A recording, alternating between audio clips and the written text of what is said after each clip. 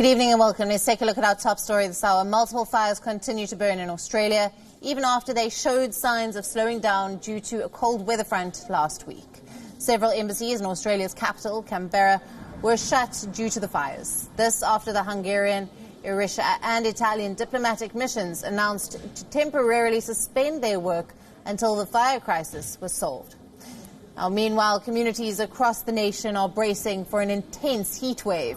In the Bay of Eden, on the south coast region of Australia, a Navy ship waits to help with any evacuations if the fires reach coastal communities and push people into the sea.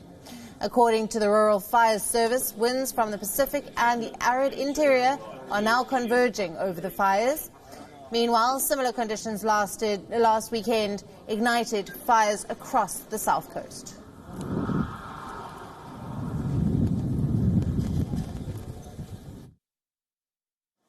So our concern is going to be in those areas where the westerly pushes in and the easterly pushes in, and we call that a convergence area. So what we saw Saturday last week was the same conditions, strong westerlies coming in, strong easterlies, and it was about where that battle was won. And last Saturday, the easterlies dominated until the southerly came through, and that was when we saw some of our fires take a run. The US, Canada and now New Zealand have sent hundreds of firefighters to help local crews battle the deadly wildfires. The foreign crews have come as part of a swap arrangement, which have seen increasing cooperation between the countries during wildfire seasons.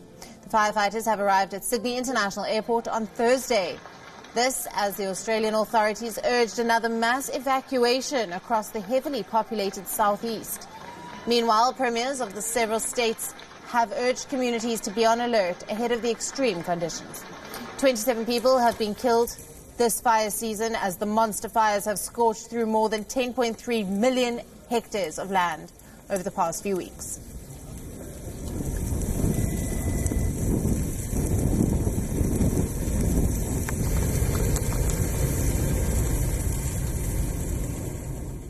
Every area, every geographic area has their challenges with fire or fuel types that will burn. One that really stood out to us were the stringy bark trees and eucalyptus trees, which eucalyptus is a very volatile fuel type and can lead to significant fire behavior. So it's interesting for us to see that those types of challenges and that type of information we can bring back with us to our home agencies, and it helps us better understand fire behavior. So it's kind of a good lesson for us to learn, makes us a better firefighting agency. Meanwhile, the Blackheath town in southeast Australia gets ravaged by the bushfires.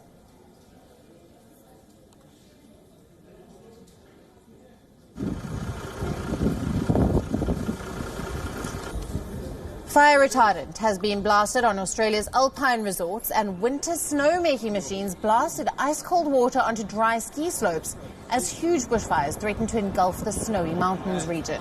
Heat and erratic winds were forecast for the area, located about 200 kilometres inland from the coastal fires currently ravaging the country's southeast.